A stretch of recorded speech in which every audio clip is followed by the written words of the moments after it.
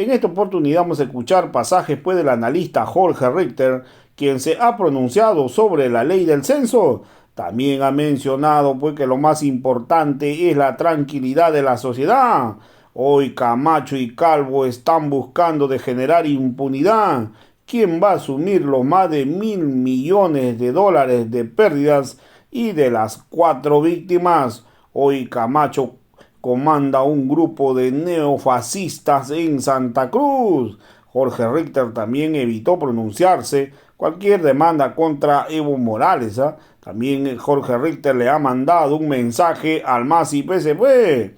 Le ha pedido unidad. También en el caso de Lidia Patti, Jorge Richter ha dicho que Lidia Patti pues tiene todas las condiciones para poder ser embajadora. También vamos a escuchar al rector Vicente Cuellar, quien espera la promulgación de la ley del censo para dar certidumbre. También Vicente Cuellar dice que tienen derecho a la protesta y está esperando la notificación. Dice que no cometió ningún delito y espera pues que la denuncia pueda quedar ahí nomás. Ha dicho, hemos hecho uso de nuestro derecho a la protesta.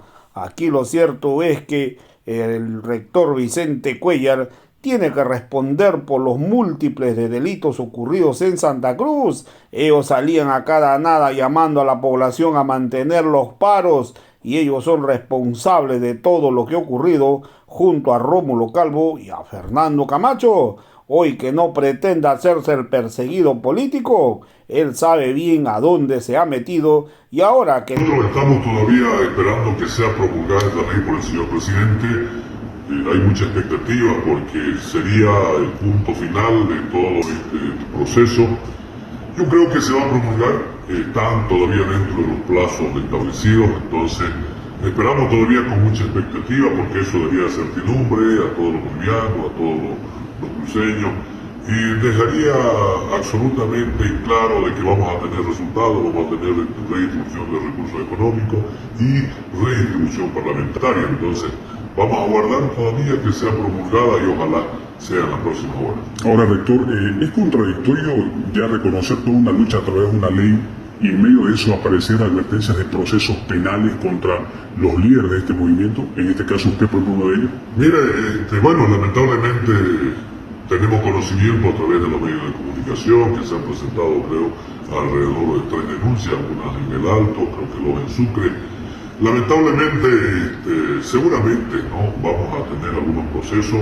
Sin embargo, yo digo de que lo único que nosotros hemos hecho es cumplir un mandato de un cabildo, que no ha sido obviamente un cabildo pequeño, han estado seguramente alrededor de 2 millones de personas, que además el mismo cabildo está constitucionalizado, está establecido en el artículo 11 de la Constitución Política del Estado, tenemos derecho a la protesta, tenemos derecho a reclamar lo que nos asiste a todos los bolivianos. Entonces yo creo que los órganos del Estado deben estar para preservar la integridad y los derechos de los ciudadanos. Y uno de los derechos es el derecho a la protesta. Entonces todavía no hemos sido notificados, vamos a ver qué pasa. Sin embargo, obviamente como todos ciudadanos tenemos que asumir nuestra defensa. Esperamos siempre que la justicia sea una justicia imparcial. No hemos cometido ningún delito. Más hay denuncias, creo, hasta por terrorismo, cosa que creo que es un despropósito. Pero además, yo he mencionado anteriormente que iniciar procesos penales a quienes han reclamado un derecho, creo que no es una buena señal, ¿no? Se estaría vulnerando el derecho a la protesta. Esperemos que esto no pase a mayores y que quede ahí nomás como una simple denuncia. No se notificó eso usted. En las últimas horas ocurrieron unos rumores de allanamientos a su domicilio particular. ¿Usted escuchó esto? No, yo creo que peor aún, no corresponde ningún tipo de allanamiento. Nosotros no hemos hecho nada al margen de la ley. Hemos hecho uso de nuestro derecho a la protesta, el pueblo cruceño, los bolivianos que viven en esta región del país han hecho uso de su derecho constitucional a la protesta. Entonces no creo que se haya cometido ningún tipo de delito. 6 días de paro. Nosotros creemos que todos los esfuerzos que se puedan realizar desde el Poder Ejecutivo, desde la Presidencia del Estado, siempre para poder generar tranquilidad y paz social en la población, pues son esfuerzos que hay que trabajarlos. Y todos los esfuerzos siempre serán pocos y pequeños ante el beneficio de la tranquilidad de la población por el tiempo que éste dure. En esa perspectiva hemos comprendido de que es finalmente importante que el presidente pueda promulgar la ley. La ley no sobrepasa competencias, como han surgido algunas observaciones. Las competencias están en lo que refiere a la determinación de la fecha del mes y del año de la realización del proceso censal, y ello ha quedado estipulado y señalado en el decreto que ya el presidente promulgó, en el decreto supremo, quiero decir, que señala que el censo se realizará el día 23 de marzo del 2024. Esto era lo verdaderamente importante, y eso está dentro, como dice también la Constitución, de las potestades privativas y de las potestades exclusivas también del presidente del Estado. Potestades exclusivas en lo que significan las responsabilidades de llevar adelante los procesos de construcción de las estadísticas oficiales del Estado, que son también las que nos va a otorgar el proceso censal. Y la ley lo que señala de manera fundamental es el capítulo referente a lo que es la reasignación de los escaños para la Asamblea Legislativa. Vocero, si me permite, por favor, ¿cómo toman? Algunos asambleístas del MAS han dicho que van a hacer una consulta constitucional y no descartan incluso presentar un recurso de inconstitucional para evitar que la ley se ponga en vigencia.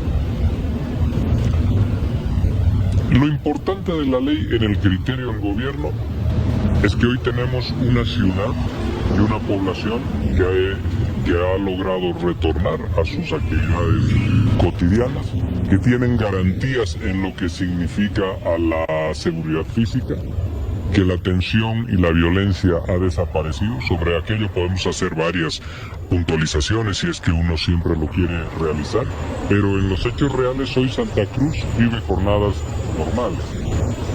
Y los gobiernos, en la administración del Estado, pero velando siempre por la tranquilidad de la sociedad a quien se debe, pues tienen que hacer estos esfuerzos. Independientemente del camino que quieran seguir otros asambleístas, en la lógica de poder todavía dejarle un signo de interrogación a la ley, que en diputados y en Senado ya han sancionado, pues lo importante es la tranquilidad en la sociedad. Esto es fundamental. Los bolivianos tenemos que recrear y trabajar y construir mayores espacios de complementariedad, de conciliación, antes que profundizar nuestras diferencias. Las diferencias, que pueden ser muchas veces ideológicas, que pueden ser políticas, se las puede discutir, por supuesto, pero no afectarle la seguridad, la tranquilidad a la gente. Mientras políticos discuten una norma, no es posible que bolivianos no tengan posibilidad de seguir trabajando, definitivamente. Entonces, más allá del camino que se puedan seguir con los distintos recursos que nuestra normativa jurídica permite en el país, lo verdaderamente importante es que la gente hoy en día esté con la tranquilidad. Y ustedes nos han escuchado, me han escuchado referirme permanente y constantemente a este elemento desde los días previos al paro cívico de Santa Cruz. ¿Cómo toma ahora estas voces que dicen de que hay persecución política después que la Fiscalía aceptara abrir proceso contra Camacho, Calvo y Cuellar? Desde la gobernación entiendo que le están abriendo un proceso desde la gobernación y el presidente del Comité Cívico Pro Santa Cruz le están abriendo un proceso a un señor que se llama Polo Morales. ¿Y eso es persecución? ¿Eso es persecución política o ellos se sienten que algo se les ha dañado, que se les ha vulnerado algún derecho y cómo lo denominan? Restitución de derechos, protección de derechos, ¿cómo lo denominan? Las apreciaciones de la palabra Persecución política. En nuestro país, en realidad lo que quiere es buscar un amplio espacio de respaldos sociales y de posibilidades de generar impunidad en el país, de básicamente generar impunidad, porque de lo contrario los criterios son muy selectivos. Para unos temas es persecución política, para otros temas es restitución o protección de los derechos, y tiene que ser el criterio absolutamente igual. Lo real y lo cierto es que en Bolivia, cuando los políticos realizan acciones políticas, transgreden la ley, la norma, generan daños y generan consecuencias, pues lo que después no quieren es asumir responsabilidades. Ocurre el 2019, han vulnerado todo el Estado de Derecho en nuestro país y después, para tratar de decir de que no tienen responsabilidades, hablan de persecución política. Hoy hacen lo mismo. El otro día con ustedes hemos hecho una reflexión. ¿Quién va a asumir los 1.200 millones de dólares que en el país se han perdido a consecuencia del paro cívico en Santa Cruz? ¿Quién va a hacerse responsable por las 4 vidas de cruceños y de cruceños en Santa Cruz perdidas en medio del conflicto, por el tensionamiento, por la intervención a la Central Obrera Departamental, a la sede de la CESUD-CD, a la gente a la que han lastimado y le han desgraciado la vida en las rotondas y en las calles conexas? ¿Quién se hace cargo de aquello? O generamos o creamos una sociedad y un Estado y un país en lo cual en un arranque de rabietas o en un arranque de objetivos políticos no medimos las consecuencias y hacemos lo que querramos. No, en un país hay un pacto social que nos restringe a nosotros una parte de nuestras libertades para que podamos coexistir pacíficamente. Una parte de nuestra libertad queda en consideración de lo que no podemos hacer y de los criterios de justicia para que podamos coexistir pacíficamente. Quien vulnera aquello, pues tiene que tener una sanción. Esto tiene que quedar claro, es la manera en la cual los estados han ido evolucionando y civilizando siempre sus democracias. Pero si las expectativas respecto al tema del Silala. En el tema del Silala yo le pediría que ustedes hablen con Cancillería, específicamente también con una persona que está designada para este fin, que es el señor Sebastián Michel. Vocero, si me permite, por favor, ¿cómo toman esa división en el MAS? ¿Podría afectar la gobernabilidad? Pues cuando los números en la Asamblea Legislativa, cuando los números no dan lo solicitado para poder aprobar una asamblea, pues hay una dificultad de gobernabilidad.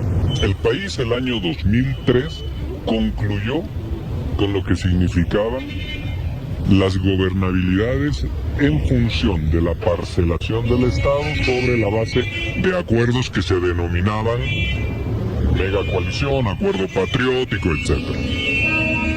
Esas formas de gobernabilidad terminaron pervirtiéndose y fueron uno de los motivos, no todos, uno de los motivos de la crisis de la vieja partidocracia en Bolivia.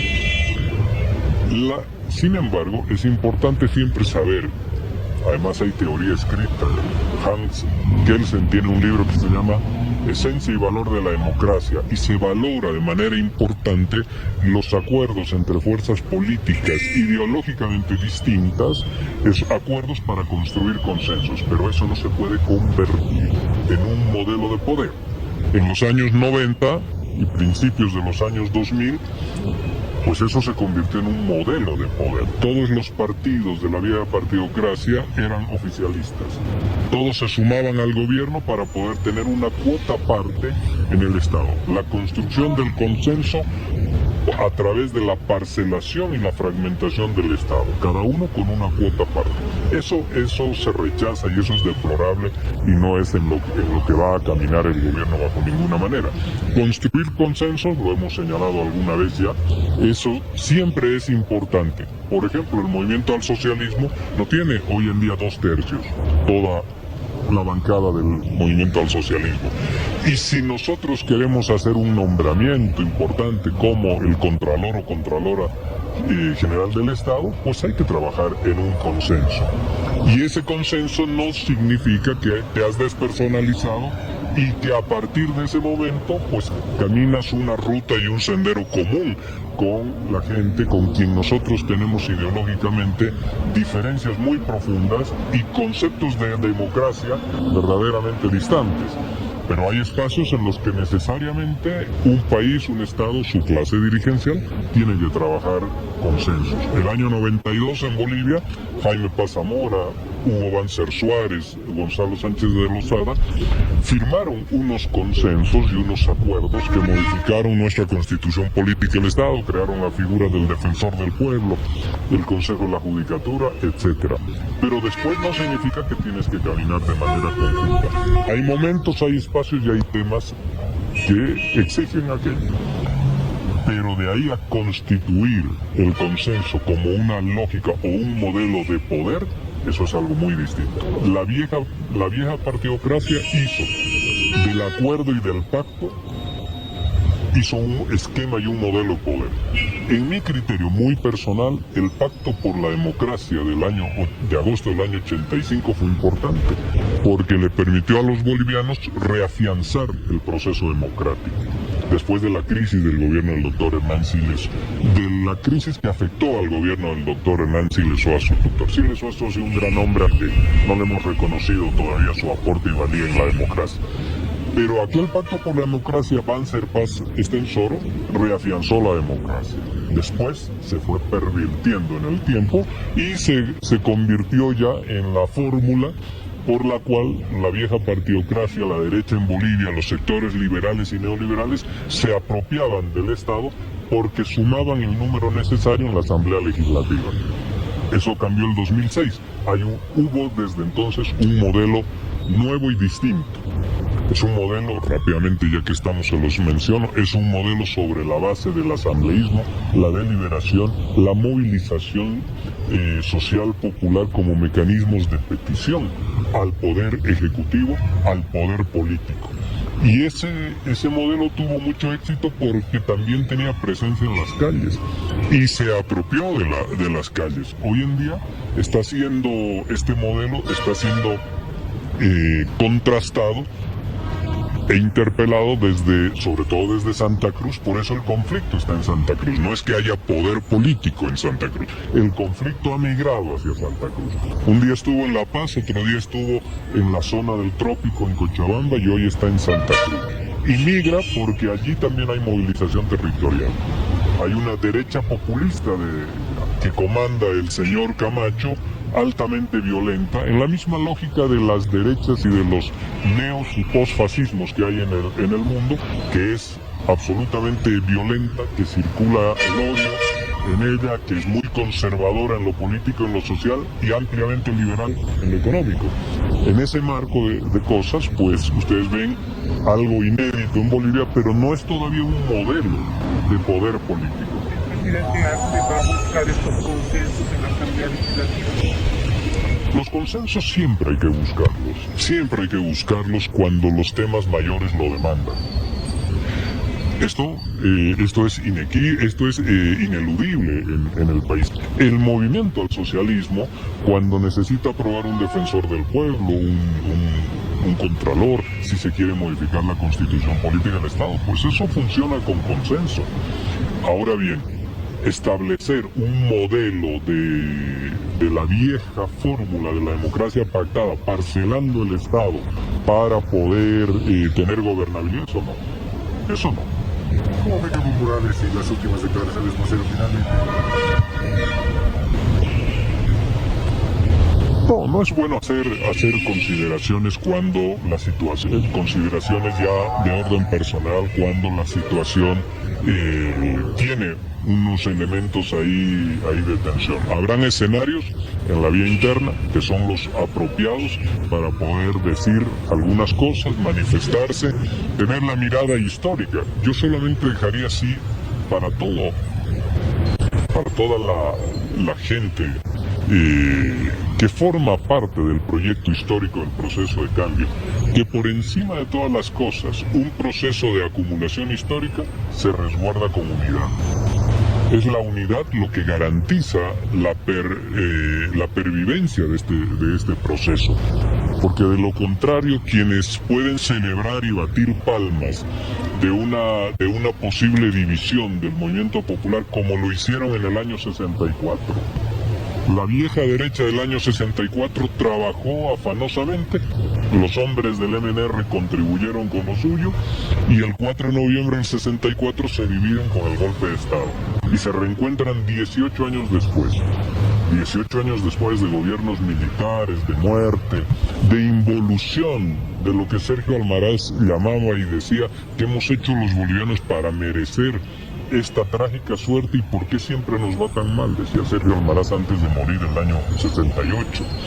Entonces, con esas experiencias, con esas lecciones, pues nosotros quienes estamos y creemos en los procesos sociales y populares, en la justicia social, en la inclusión social, política y económica, pues siempre tenemos que advertir y señalar que la unidad es el único reaseguro de las fuerzas populares en un país. Se pueden tener pensamientos distintos, divergencias, eso hay que discutirlo, pero nunca, bajo ninguna circunstancia, hay que quebrar el proceso de unidad de algo que acumulativamente ha costado pues más de 4 décadas y que significaría una involución profunda. Y ya que estamos, una involución profunda, ¿qué significa? Graficando. La señora de pollera, a la que durante décadas hemos condenado como sociedad boliviana a que tenga que cumplir labores de casa y a la que no se le permitía ni siquiera compartir el almuerzo, la comida en la misma mesa, sino que tenía que sentarse, almorzar, comer después. Y que después ha terminado siendo ministra de Estado, diputada, diplomática. Se menciona el día de hoy que la señora Patti en los periódicos, que la señora Lidia Patti puede ser embajadora en el Paraguay. Porque en la cabeza de muchos de los sectores de viejo cuño está que la señora Patti debería cumplir otros roles, no embajadora. Y es verdaderamente bueno que nuestra ciudadanía en su conjunto, en esa amplia base social, tenga estas posibilidades también. Y después, también la señora Patti seguramente tomó ese ejemplo, incentivará mucho más todavía a sus hijos para una formación, para que tengan una participación en la sociedad decidida, para que sean actores y no estén invisibilizados. Esto lo tenemos que cuidar, quiero decir. Esto lo tenemos que cuidar porque si involucionamos en el proyecto social y popular, pues vamos a volver a las viejas maneras, donde las señoras tienen que cumplir labores de limpieza en los hogares, donde los esposos recogen la basura o atienden el jardín, y donde una élite o un sector de clase media alta, muy urbana, de color más blanco, se hace cargo del Estado, creyendo, como decía Zabaleta, que el Estado es su espacio natural y que les corresponde, y que ellos tienen que ser los directores de las empresas, los diplomáticos, los ministros. No,